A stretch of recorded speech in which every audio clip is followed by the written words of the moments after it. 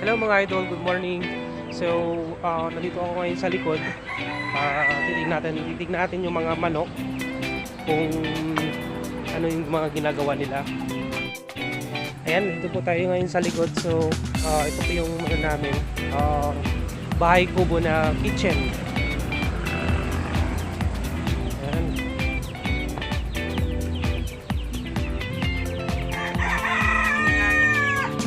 Ayan, nakalabas na pala sila.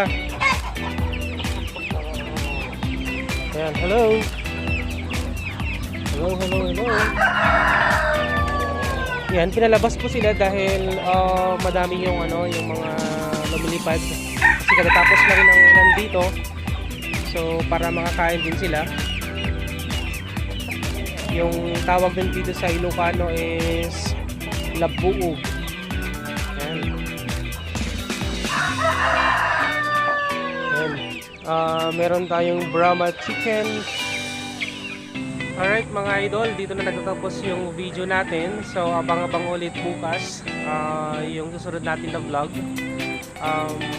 Of course, don't forget to subscribe to our channel.